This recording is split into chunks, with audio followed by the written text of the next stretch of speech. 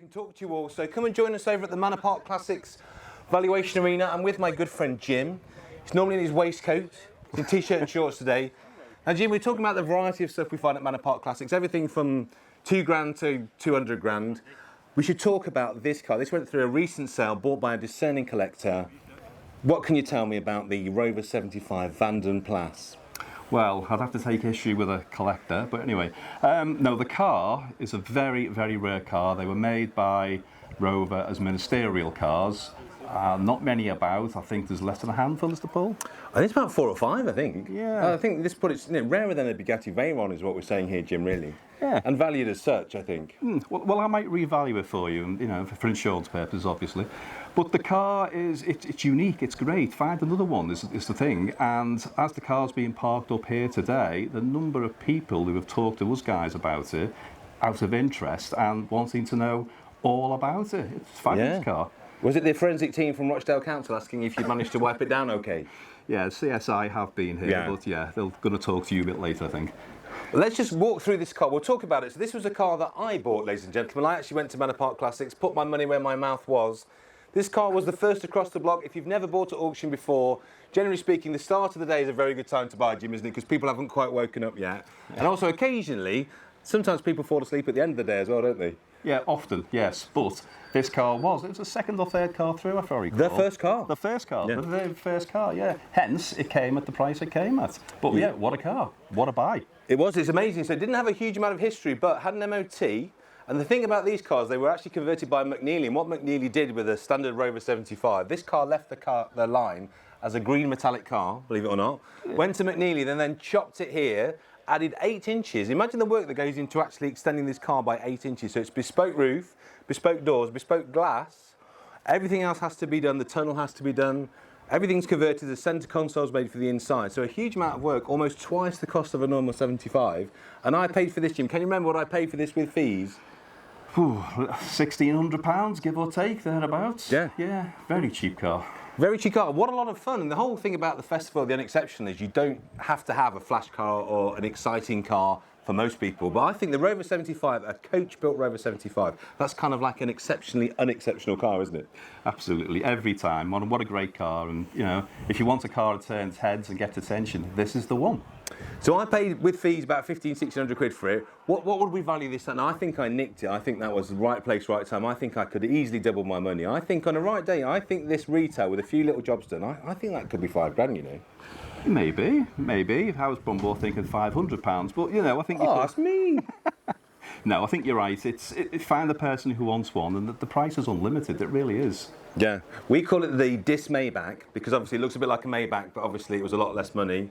Lots of room in the back. We've put these privacy curtains in just for the aesthetic. Nothing untoward is happening in there. But anyway, so I think that was money well spent. So get to Manor Park Classics. You too, if you're up early and you get into the auction on time and you're feeling brave, those first lots, they can be good value, can't they, Jim? Every time. And the next auction's the 10th of September, and there are some very interesting lots. Smooth. Right, now let's talk about the E36 BMW. I think one of the nicest cars. This is a particularly nice example. So E36, of course, the car that followed the E30. I think even nicer looking, better proportion, much stiffer, even nicer to drive. Now, Jim, you've sold lots of cars new. Did you ever sell any of these new? Yes, plenty of them. I had a very long career with BMW and I was around for the launch of these cars, so I've a bit of a soft spot for this. And this one particularly being a 6-cylinder. Great car, automatic gearbox, completely and utterly standard, which is fantastic. Beautiful, beautiful car. So these were, for a long time, these weren't a huge amount of money, but what's happening is the E30 prices are coming up to the point of almost comedy now, aren't they? You can spend 8, 9, 10 grand on a nice E30, and what that's doing is dragging up the E36 prices. This is so nice, so lovely colour combination, blue metallic with a tan leather, it's got the auto box. And what's the mileage and history on this one, Jim? It's 101,000 miles. The gentleman's bought it. He's had it a couple of years. I was chatting to him earlier on, and he's done lots and lots of things with it. He's made it his own. He's personalised it. I've got to say, you know, I've seen cars in showrooms in worse condition than this. This is a lovely, lovely car. And we know it's going to drive superb because it's a BMW 6-cylinder. Yeah. Without question. And I particularly like the coupe. I think the coupe is one of the nicest looking cars. Let's have a look around the condition of her. Bodywork, I'd say, is a 9 or a 10. Very clean, very straight car. late model as well, so you've got the traction control, you've got the airbag, you've got all the niceties these cars had. So obviously it's a higher mileage car, but commensurate for year. Great history, I'd imagine. I mean, we've seen a few of these go through at Manor Park. Where would you see this, mate? What do you think this could be at? Well, again, to the right person, I think this car could be somewhere between £7,500 and £10,000 because, again, you know, I know we said it earlier on, find another one in this condition that hasn't been molested or had wheels stuck on it or upgraded badly. This is a nice car, and yeah, this car has a future. It's interesting because there was a really nice E30, low mileage E30 automatic went through the last auction. That had aftermarket wheels, and now I like aftermarket wheels, but generally speaking, if you put a car back to standard condition from auction, it's always going to make more money, isn't it? Every time, because, you know, and again, you see it here today. There's all types of cars, but a lot of these cars are standard, which is lovely to see. Yeah. You know, it takes you back. That's the way it was. That's the way it should be. Definitely. So that's the thing, you just broaden the market. When we do cars on the show, we try to get them back to showroom specification in most cases. You know, those wheels, they're a rare wheel. Everybody upgraded those, but they do drive so nicely, don't they, on those little wheels? So much sidewall. That car will be an absolute piece. But I think you're right. I think that's an easy 7-8 grand. And on the right day to the right person, I think that might make as much as 10. Every time. I get, as you said, the car, this is as it left the factory. Those wheels were an upgrade. And yeah, you can put bigger wheels on, but the car drives worse. This is the optimum spec of the car. Perfect. Yeah. There you go, from the man that sold them new. Now this is cool. I like anything JDM. This has got some good. It's got Leica wheels on it. JDM Toyota. It's got a hub nut sticker on the back as well. It has got the 2-litre FE 4-wheel steer. This is a rare old spec of Corona. You don't see many or any of these, and I can't imagine there's many of these in the country. This is quite a hard car to value. Will be, I think, desirability in terms of the model, 11. Body condition, a little bit less than 11. I think that's the diplomatic way of saying that, isn't it? Yeah, I think this is a really cool car. This is a car I would happily drive as a daily driver. I think it's fabulous. I must speak to the guy later, he wants to sell it maybe. But this is a lovely, lovely car. But the value, yeah, probably more your thing than mine, I would say. It's a hard one to value because it's one of those things you'll never see for sale. There's a bit of bodywork to do, and the problem with this JDM stuff, like you've got the heck blender on the back there that's been biffed, you're never going to find that, or if you do, it's going to be searching Japanese eBay to the wee smalls. A little bit of bodywork to do. Leica wheels I quite like actually. Let's have a look at this spec sheet we've got on the side here. Yeah, a Corona. Not many people know it. So one of two known in the country, so there you go. I think for rarity alone and condition, you need to spend 3 or 4 grand on bodywork to make it really nice. But I think this car would fetch on the right day 4 to 5 grand. Yeah, yeah, maybe more, because like you say, there isn't just one other. Yeah. Don't know what colour it is, but it just suits white, it looks well. It's a real cool car, this. I like this car. Yeah, I think if it was in really nice body condition, I think you would see that's probably a 10 to 12 grand car. There's always love, isn't there, for weird JDM stuff. Yeah. Stuff that no one else has. And what's nice about cars like this is you can turn up at a show, and as it says on the description here, no one else has got one. And it's just great to turn up in a car, whether it's a 75 limo or a Toyota Corona. No one else has got one. That's what we all search for as a collector, isn't it? As a car enthusiast, something unique. Yeah, every time, because that's what we all want. And like we said earlier on when we were talking, you know, we all think about, oh, go and buy £100,000 worth of car. Well, that's great, but there might be 3 or 4 or 5, 6 of them. 2 of these. Yeah. Says it all. It's cool, and I love the lacework seat covers as well, very taxi driver. Now there's one constant, isn't there, Jim, in the classic car world, a car that you can always sell, there's always a market for, and it's probably the definition of practical classic, and that's this. Yeah. Volvo estates, in any condition, are always good news, but in nice condition like this, this is beautiful. Great wheel choice as well. So talk me through the spec and the miles on this one, mate. Well, this is a car, I think it's done 170,000 miles, manual gearbox, factory sunroof, cloth trim, which is probably better than the leather because it wears better. Great colour combination for the car. And as you said before, it's the bedrock of estate cars. This is where it all started. It's a shame you don't make them like this anymore. Yeah. And I think you said earlier on, if Drew was here today, he'd fancy this, because you get a good sideboard on the back of this car. But no, this car's fabulous. Well, they really can. I mean, it's a true estate, isn't it? These days, estate cars and practical hatchbacks, they sort of taper away, don't they? They're very heavily styled, and what you lose is that practicality and the boxiness to the Volvo. And this is a great colour, great wheel choice as well. And you should never be scared of high miles on a Volvo, as long as there's a good history. These do, £250,000. They just laugh it off, don't they? Yeah, it's regular. That's what they're designed to do. And you know, it's when a car was a car. Yeah. And they were built to last, and they did. They were built too good in some respects. You know, from a manufacturer's point of view, they didn't sell many after this because no one needed to replace them. And that's the thing. And you do still see these, don't you? Although these are now very much firmly in the classic car canon, loads of people still daily drive these, don't they? Because they're such a useful car. And talk about depreciation proof. If you bought one of these either new, it's going back up then. If you bought them when they were like 1,500 quid, 2 grand, you're well in, aren't you? Yeah. I mean, depreciation is irrelevant on a car like this because why would you sell it? Yeah. If you own this car, you would just never sell it, would you? You just drive it every day, go where you wanted to go, throw everything and then some in it, and it'd be perfect. Why sell it? Yeah. And we'd like this across the block at Manor Park. What do you think this is worth, Jim? What do you think we'd put this up at? Well, that's a good question. This car, I don't know, this could do £5,000 to £6,000 maybe. Yeah. Again, would you spend some money tidying the bodywork up and just making it absolutely perfect? Probably not. There's no point. I think it would do very, very, very well. Again, yeah, great car. I think you're right, mate. And also, what I love about this, you could park this anywhere. If you lived in a house like this, it would look right outside. Royal Ascot, you know, day event, anything like that. You know, Tesco supermarket. This looks right absolutely anywhere, doesn't it? Yeah, no one's going to judge you about this car. With other cars, I mean, we live in a society where people do judge people by their cars and such likes. This is, I don't know, the word classiest maybe. Yeah. As you say, you can go anywhere in this car and fit in and no one's going to have an opinion about you. And that's great. That's great. And I think, you know, the thing I like about this, old money, that's what this says to me, old money. Yeah. Real money, old money. Yeah. Maybe the person who's bought this has thought about it. Yeah. Yeah, they haven't just gone out and bought the go-to car, whatever it was at the time. They've thought about this and made a correct purchase. I love that. Now this is one of my favourite cars of all time. This is the choice of Stuttgart taxi drivers everywhere.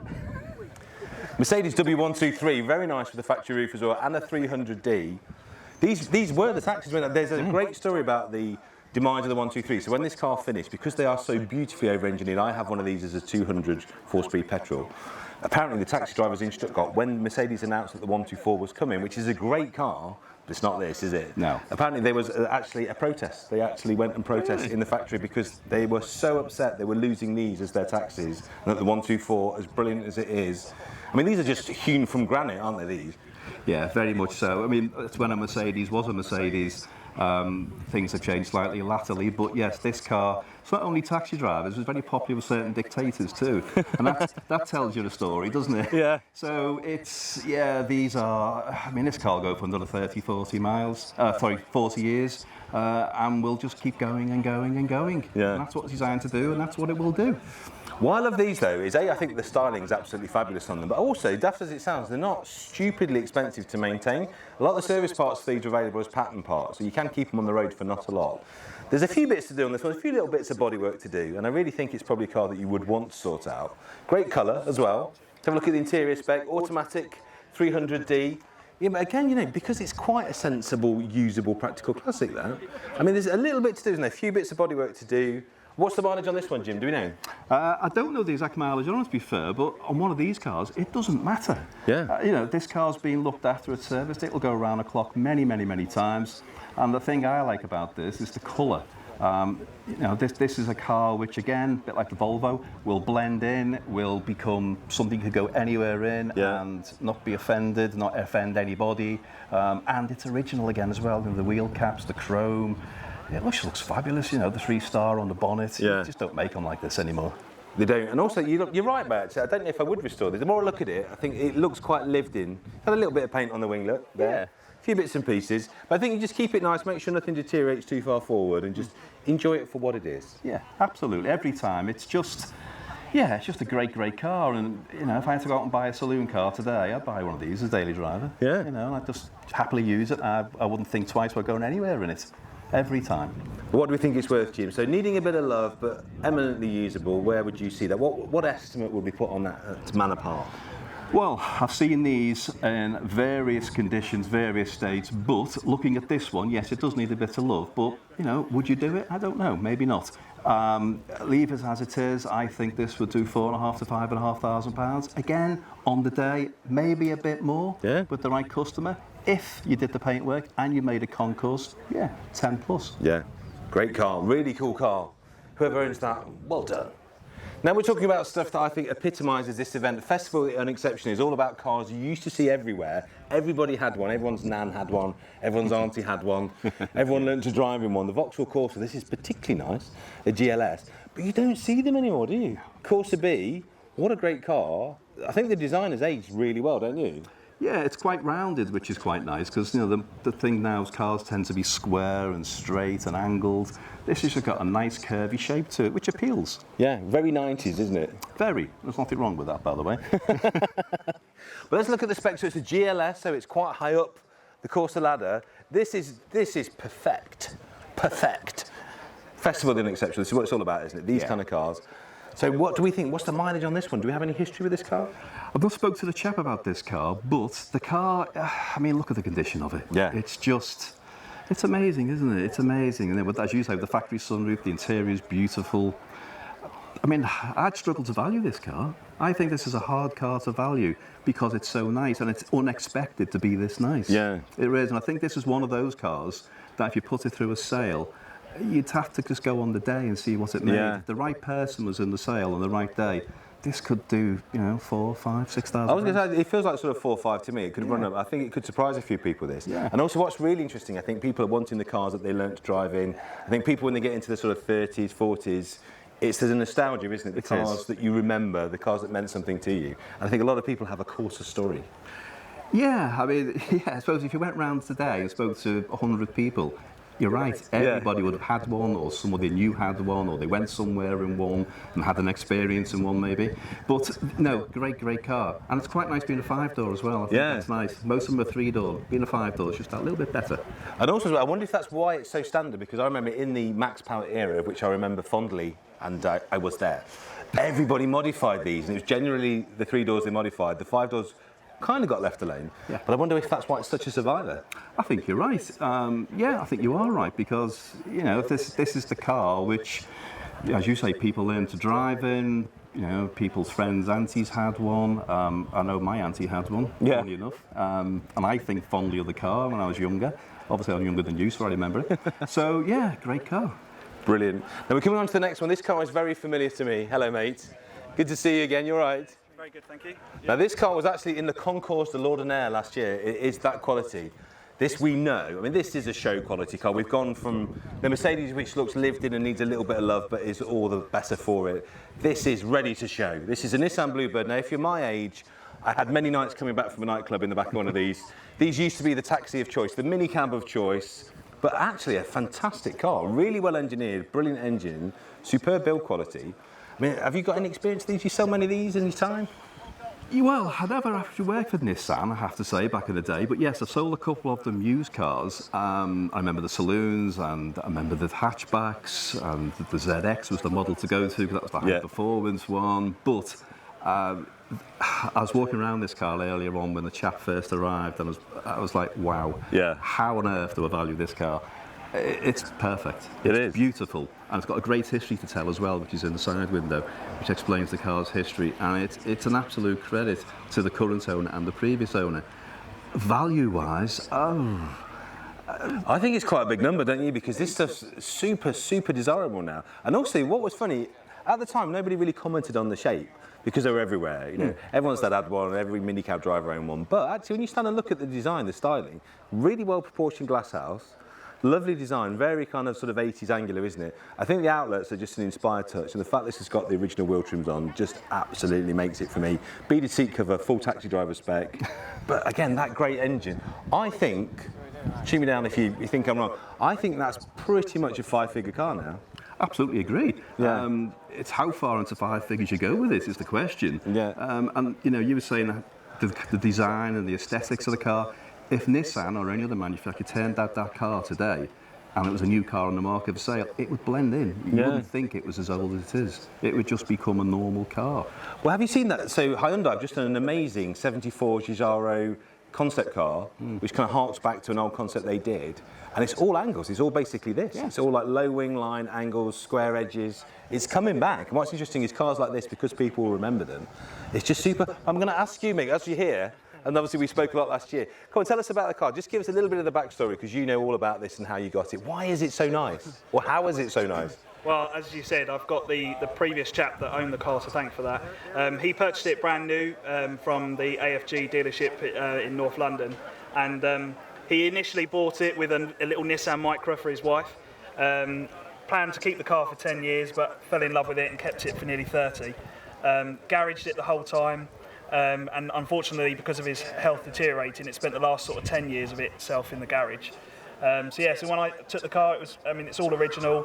I didn't really have to do much to get it, looking like it does now. It just needed a bit of a clean and a few little serviceable items on it, and that's it, to be honest. It's just a car that I enjoy sort of showing to people, and I said to the previous owner, I still keep in touch with him now, that I want to look after the car and still show the car, and he enjoys looking at pictures that I send to him to see the car is still being looked after and remembers it like how he had it. And that's a lovely story. Now, you've had this car a little while now, gone, a major store, they are still out there, gone, what did you pay for this? I bought it in 2019 for £1,000. Oh, well, that was, I think, a fabulous buy, mate, honestly. I'm worth that all day long. Crikey, what a find, what a find. Just goes to show if you just put yourself out there. And where did you find it? Where was it advertised? So I'm on a Bluebird forum on one of the social media sites. The message popped up from the guy's son. So yeah, as soon as I saw the message, rung him up and said I'm going to come and look at it. I pretty much bought the car before I saw it. Whatever it was going to look like, I knew I was going to have it. Yeah. So I snapped it up. I didn't even haggle on the price either, because it was a 90-year-old man who'd had it for 30 years, so I wasn't going to insult him. So he was just chuffed that obviously you could see I was really keen to buy the car and look after it. So yeah. Well done, mate. That is such a good story, such a good car. So there's our Manor Park Classics valuation arena. If you want to come and chat about a car you might want to consign, the guys will be happy to talk to you about that. Jim, Teresa, will talk to you. If you want to come to the next Manor Park sale, is when, Jim? It is the 10th of September, which is a Saturday, at our premises in Cheshire, so please come. It's not just an option, it's a day out, it's an event, it's a great day. Please come. Yeah, please do. And I'll be there, Fuzz Townsend will be there too. And what's interesting, what we do is slightly different. So if you want to come ahead of time, we have viewing days the week before. There's a ramp in the sale room. If there's a car you want to see, the guys will put it up in the air, take pictures. If you can give them enough notice, you'll even stick the car in the air for the punter, won't you? Yeah, every time. Just ask us and we'll do it. You know, we're there to help. We're not there to put obstacles in your way. We want to help you buy a classic car. That's what we're there for. And it's sort of debunking and making transparent a lot of things that people worry about with auctions, like what's the condition like, I can't check it, I can't inspect it, I can't drive it. Within reason, all those things are possible ahead of the auction, aren't they? So just take all the questions away. Yeah, we do that, and we'll give you the paperwork. Obviously, we won't share the vendor's identity, we can't do that, but you can go through the service history, you can go through the invoices, the receipts, it's all there. Everything we've got, we'll show you, and make your own mind up. Brilliant. Thank you, Jim. So do come and see the guys, Manor Park Classics. Go on the website already. The next lots are coming through for the September sale. If you want to buy a car, come to the auction or register. If you want to sell a car, come and see the guys. And thank you for watching our valuation arena. But we've got some extra cars. We should go over there. Yeah. Thank you very much. Come on. Thank you. Cheers. We've got a RAV4. Now, I think the RAV4, Jim, I don't know what you think, I think it's too exceptional to be in the Festival of the Unexceptional. Yeah. Because the thing about the RAV4 is, we were chatting about this earlier, the RAV4 is basically a hot hatch SUV. So what Toyota did with this car was take a really cool engine and a very cool drivetrain, all bits of Celica and various bits from their rally car homologation program, and stuffed it in an SUV. So I don't know if you've driven one of these very much. I was lucky enough to drive the Heritage Fleet car, make a little film about it. These really are a bit of a weapon, aren't they? They're a great car. You talk about the SUVs of today, which are big and cumbersome and arguably too big. This is perfect. It's a perfect car at the time, and it still is. What a great car. And this one, nice. It looks like it's had a life. This one, it's been used for what it was intended for, off-road and uphill and down dale. What's fun about this? They really are a great road car. They look like an off-roader, but they're a fabulous road car. Do you know the mileage on this one? Have we got that on our sheet? Let's have a look. Let's have a look, Jim. We'll go old school through the window. Good colour, same colour as the one on Toyota's Heritage Fleet, this. Sure, it's showing 67,000. 67,000 miles. It looks like an interesting 67,000 miles, but actually it's very good corrosion-wise. Not much going on. Only a few little chips and marks, some nice 100-plus period alloys there as well. I think she's ready for a set of tyres, to be fair. I think she could do with a set of tyres. They're getting a little bit old. But I think that's an interesting one. What would you see that one at, Jim? I think that would be, from an auction point of view, it's probably needing a little bit of love to be presented for retail, isn't it? But I think that could be somebody's great fun hack, that. Yeah, it's again it's one of those cars that's very hard to value because there's not many out there to compare it against. Again, like I said earlier on, it's a car that maybe on the day it could surprise us all, as often they do. But I don't know, is it worth £2,500, £3,500? Yeah, that's what I think. Yeah. What's interesting though, I think it's 2.5 to 3, but if you look at 80s off-roaders, so the square off-roaders, they are starting to fetch really good money. And what always happens in classic car retail and auctions is whatever gets expensive, it's the next one down is the one to buy. And because 80s off-roaders, like Land Cruisers, things like that, I've seen those at £30,000, £40,000. I think you're right, this could be 2 to 3 grand. Sit on it for 5 years, 5 to 6, 7, very quickly, I think. Yeah, I think it's what we would call a sleeper. It's one of those cars, and you mentioned 80s off-roaders, we all go, Suzuki Vitara. Was the car, but these are just a bit more upper class, I think. Yeah. And this is definitely a sleeper car. And one you could use every day. Great car to use every day. That's fantastic. Now this is good because obviously it looks like a Ford Fiesta, but it's not. It's a Mazda 121. When Ford and Mazda were in bed with each other, there were some crazy cross projects. Of course, the Probe was basically a Mazda underneath. And the Mazda 121 was basically Fiesta underneath. It was. Yeah. Well, I mean, there's reasons why they did it to get around imports and things, but that doesn't matter. It's what it is. And again, what a lovely car this is, by the way. It's great condition, really is. And I cannot remember the last time I saw a 121. There's not that many of this shape Fiesta left, is there, for starters? So you get the facelift, and there's loads of unique features you only got on the Mazda, you didn't get on the Ford. But they didn't sell very many, did they? Because basically you would have bought the Fiesta in most cases. Purely because of the brands, no other reason. But this is a very, very rare car. I'm just going to go check the mileage on it. Go on, Jim, let's have a look. Nice colour as well. 63,000. 63,000. Thank you. Well, this is the gentleman we spoke to earlier on the live stage. So, sir, tell us about this car. So, you bought it today. Thank you for that. The Mazda 121, a left field choice, which is what today's event's all about. Absolutely. What made you go for this rather magnificent motor car? Well, it was about a challenge between myself and my friend who's hiding off camera between these two cars, and it was really what was the most unexceptional. Obviously, a Mark IV Fiesta is quite ubiquitous. This is not. Everyone assumes it's a Fiesta. I mean, they see the Mazda badge, they go, oh, but it is, but it isn't. So it's known colloquially as the fake Fiesta. So that's really what intrigued me to buy the car. And it was a challenge. So we've done tyres, we've done wheel bearings, we've done belts, we've done all sorts of stuff to get it ready for today, but all within our original budget, which was £1,000 for the two cars, or £1,000 each. Oh, I love that. And that's what I love about this marketplace, this unexceptional marketplace. And we were talking about this on the stage earlier. When we were kids, 17, 18, we only had 500 quid, 600 quid to put into a car. So, it was what was available at the time, and core classics now, the stuff that we used to buy for nothing, they're all 5, 6, 7, 8 grand. This stuff is still out there, still available. It's just as much fun. When I bought my Beetle when I was 17, this is just as much fun for a 17-year-old to buy today. I'm assuming you're a tiny bit older than that. Yeah, a little bit. Not much. A little bit. Obviously wearing very well. But these are just good news, aren't they? Like, you can buy all the patent Ford parts for 10p and 2p, just keep on the road forever and ever and ever. Absolutely. Well, I mean, it's actually in this spec is 140 left on the road. Wow. But because it is the same as the Mark IV Fiesta, all the parts are readily available, which made it a kind of a classic that's rare but kind of accessible. Yeah, I love it. So, Jim, where would you see this? I think you've got to value this like a contemporary Fiesta. So I think you're going to be at your grand. I think you're going to get your grand back, that's for sure. Well, you say that, but arguably, no, not that. No, forgive me. No, arguably, is it worth more than a Fiesta? I think it is. I think it's cooler than a Fiesta. Yeah, I do. I mean, I don't know, you just said then as well, how many left on the road? This particular spec, 44. 44, so how many Fiestas left on the road, do you think? More than 44. Yeah, so that, to me, must make it a little bit more unique, so therefore, it'll have a greater value, in my mind, than a Fiesta. And there are people out there now who collect Mazdas. It's a big thing. Japanese cars is a big, big thing, as we know. Yeah. So, I think it would begin with a 2. It could be 2.5, there or thereabouts, because, 44 left. Yeah.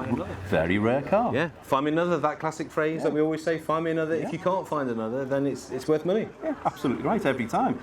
And it's nice, and as you say, you pull up the traffic lights, people do a double take.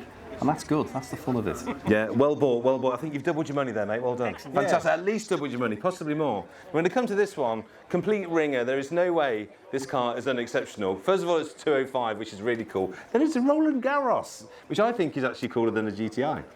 Rarer as well. Yeah. The trim is better. I mean, look at that half leather, big sunroof, and the colour, which is unique to the Roland Garros back in the day. This car is lovely. And again, a lot of Roland Garroses were 5 doors. This is a 3-door. Yeah. So it's got the look. This, to me, I would actually very much like to own this car. It's, like you say, because you've got the leather trim, you've got that unique fabric, you've got these beautiful alloys, which were only on this model as well, but you get all the stuff that you drive. A great little car, great little hot hatch. Got a factory sunroof on this one as well, with the rear deflector as well. Got a lot to love. Completely exceptional. Shouldn't be in the show, but I love it. This is a car we'd like to put across the auction, isn't it? It's a car I'd like to buy myself, truth be known. I think you would too. Yeah. But this car, yeah, I'd love to put it in the auction. He had it valued maybe 5-6 months ago. I think it's moved on. I think this car could make £5,500–6,000 in this condition. I do. It's very nice. There's not really much to do. Tiny bit of leather recolonisation if you wanted to make it perfect, or just live with the patina. And again, a great little car you just drive. What's the mileage, Jim? Do you know? Let's have a look. Come on, mate, have a look. 91,000. There you go. Yeah, I think that is 5-6 grand that all day long. Great colour, really lovely car, but perhaps a touch, because it's a Roland Garros. If it was just a base model diesel, it should be here. But this to me is an exceptional car. Yes, you're right. It's probably too good to be here, isn't it? Too good. I think it's in the wrong car park. But anyway. But we love it anyway. Yeah, every time. This is a great car.